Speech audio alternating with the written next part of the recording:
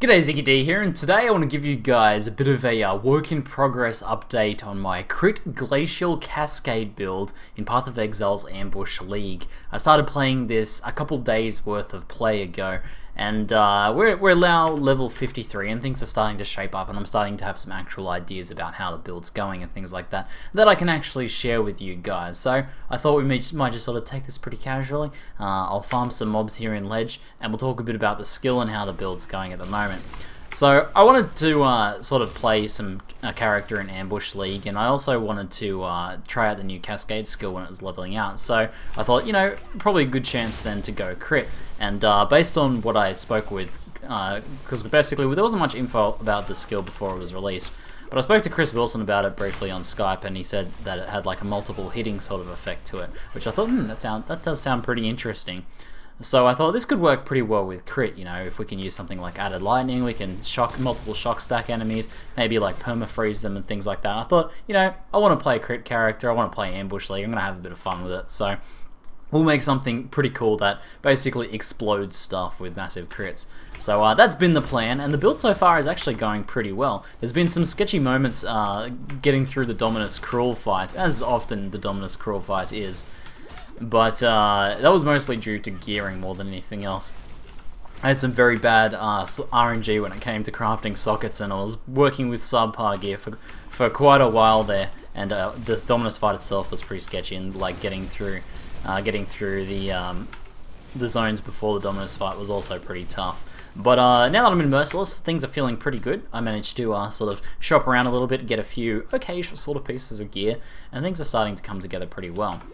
So, I've got some ideas so far on Cascade, and I think the direction I want to head in it. As I said, added lightning was something that I kind of thought about really early on, and it has something I've tested with and without it, and it's something that I've come back to multiple times. Especially now that my crit chance, like, if I get my power charges up, I can show you what my crit chance is at the moment. Let's see if I can actually get my power charges up. There's a third one. I've got 4 power charges at the moment, so I'll go ahead and try and generate another one before they wear off. Uh-oh, I think they're going to wear off. Well, we'll have to find the next pack, I think. We might have actually finished this zone. Yeah, alrighty, I'll have to refresh. But I think I'm sitting around 40-ish% crit chance. So with that amount of crit chance, I'm noticing that added lightning is just getting better and better as I stack more crit chance. And I still have a fair bit to go in my actual passive tree as well. So as I'm getting higher and higher with that, you know, I'm hitting, you know, for a decent amount of lightning damage. Added lightning is not all that bad. Currently, I'm sitting at a level 13 added lightning gem, and it's 50 to 99 lightning damage. It's not a huge amount by itself. But because even with increased AoE, Glacial Cascade hits enemies 2 times in a row, if you crit with Glacial Cascade, every single hit in that line of attack, every single hit in this attack will be a crit. When I do crit, you'll see that just it chains crits together, and you'll see these guys are shock stacked, and you can actually see this guy's shock stacked for a really long time, like a huge amount of time really for what should be a pretty small hit. So those crits end up being really effective. So what happens is every mob will get crit and then crit again. So they'll get double shock stacked whenever you crit something. And against some bosses and stuff, it's actually possible to hit them 3 times. Especially if, another thing that I was playing around with, if you incorporate knockback. I haven't decided whether I want knockback in my 6th link, but I actually think it is a pretty decent. It is actually pretty decent, whereas most of, like, 99% of the time, knockback is a terrible support gem. But I actually think it's pretty decent here, because there's a chance where you can chain knockbacks, and it actually multiplies it out. You can hit them 3, maybe even potentially 4 times or more. And when that happens, when you're critting and critting and critting and critting and shock stacking, you wreck. You wreck. So that's the setup I'm using now. I'll go over my gem setup in a little bit more detail. I want to just say, as a little pro tip, this is something I've discovered the best way of dealing with. People have recommended smoke mines, a bunch of other stuff, but lightning, I've found lightning. Let's just ID this first, see what's actually in there. Gems have an additional socket. I don't have any augmentations, I'm just going to have to go with that. But say this is like a nasty freeze one or something like that with lots of extra packs. I basically just throw the teleport down far away, click the box, it teleports me away to safety. So that's like, even if you're frozen, it still teleports you. So I love lightning orb for that in ambush, and I have quite a few deaths on this character, and most of them were to lockboxes, like getting frozen by a lockbox, getting surrounded by mobs. You know, you want to open these things, but you just end up dying. So where's the rest of the mobs? What on earth? What? Here he is. Okay. So you just end up dying. Yeah, he scrolls of wisdom. But you just end up dying to these things. But ever since I started incorporating Lightning Warp, I've died, you know, very, very rarely to lockbox unless I accidentally click them or something like that. But as you can see, this is a very satisfying skill to play with. It's very positioning dependent, so it's not quite as easy to aim, and it's not quite as good AoE as something like Freeze Pulse. But when it gets that rolling crit thing happening, it's very powerful, and the multi-stacking of it makes it actually a very powerful skill, even at this point, and I think it has some pretty good endgame potential as well, combined with added lightning and things like that. So it's going pretty well so far. I have pretty high hopes for it moving forwards to endgame, and pretty much throughout the entire leveling process, it's had good damage, like better damage than I probably would have had using Freeze Pulse, which is pretty good. So I'm pretty impressed with this overall. But let's talk a little bit about my linkages and things like that, because I was experimenting with a few things previously, because this is obviously a crit build. I'm using power charges as well. I currently have 4. I'm aiming for 7. And I was using Ice Spear with power charge on crit and then less than multiple projectiles, and I was using this to generate. Now, as some of you guys may know, Ice Spear has a very large increased amount of crit chance, 600% increased crit chance in its second form. So you'll see it reaches second form about here, right here where my mouse is now. It reaches second form there. If you hit mobs with that, it's almost a guaranteed crit. Like, it's ridiculously high crit chance. And it's a very good one for generating power charges on crit. And I may still end up using this, but I actually found that using it in Glacial Cascade itself is very good as well. What ends up happening is... got hiccups. What actually ends up happening is you can only generate 1 power charge with power charge on crit per attack. So per one of these, I can only get a maximum of 1 power charge, no matter how many things I crit.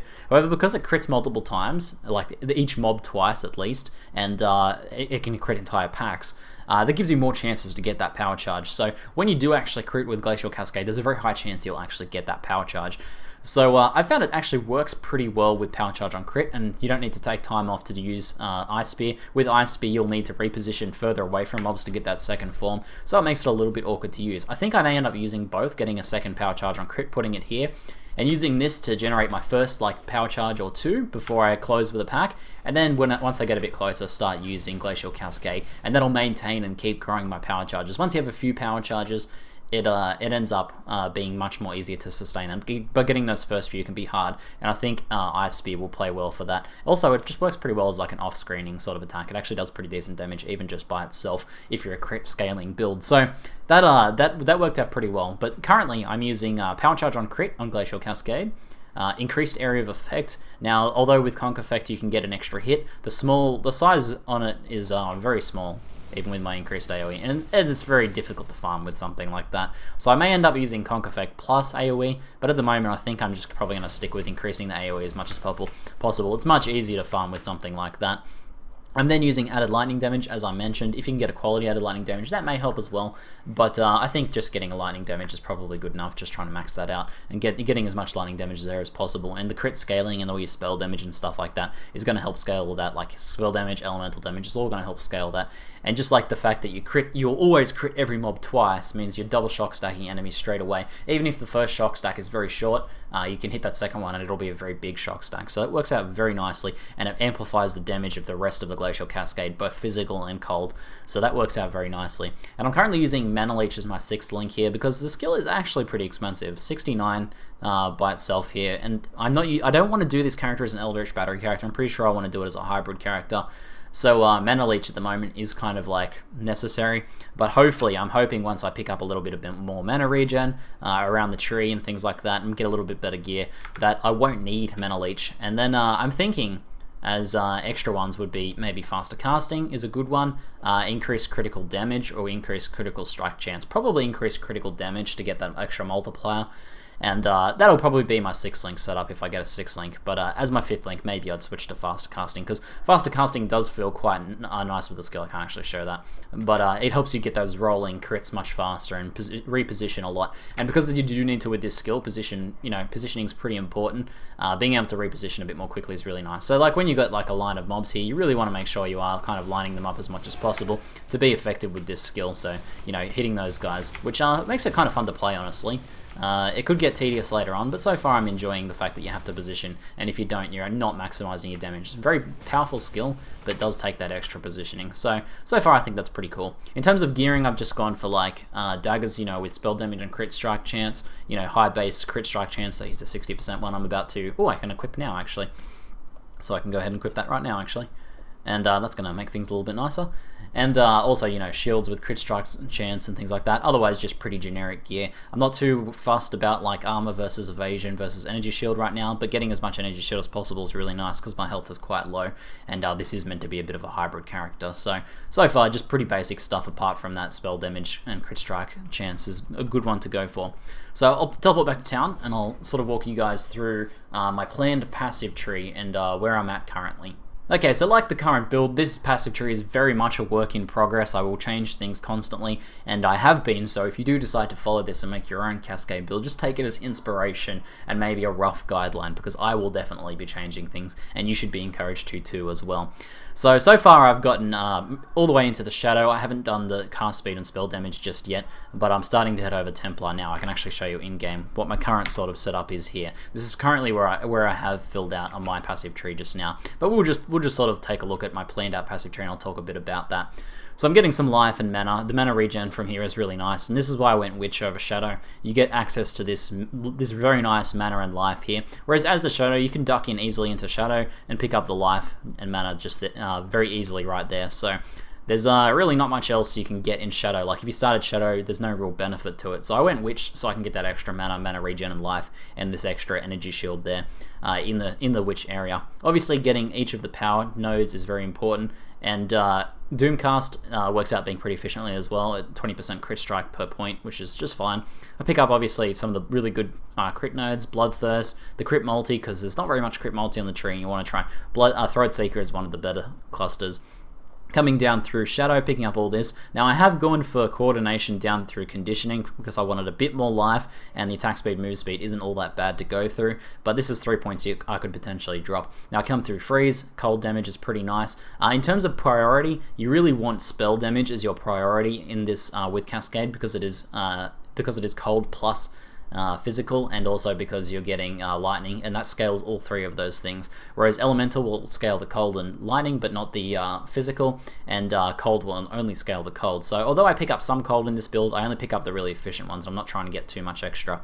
But the spell damage, I go for the Shadow spell damage. These are fantastic nodes, and I go for cast speed instead of elemental damage because, you know, same deal, cast speed scales everything, whereas the elemental damage doesn't. So getting all that nice juicy stuff from the Shadow area there in addition to all that crit.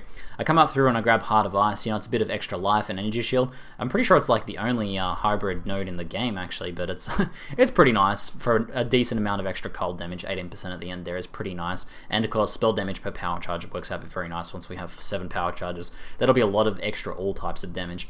Come up through Intense Zeal is a pretty nice cluster, so I'll be getting that, and Purity of Flesh. Heading down, Elemental Adaptation I think will be important for dealing with Reflect. Now, Cascade is a sort of hybrid build, so I don't know how bad Elemental Reflect is going to be. I think it's going to be kind of bad, but you know, this is my ambush character. I don't mind if I have a few Reflect deaths basically, but I'm thinking with Elemental Adaptation plus Sephel's Frame plus maybe Purity of Ice.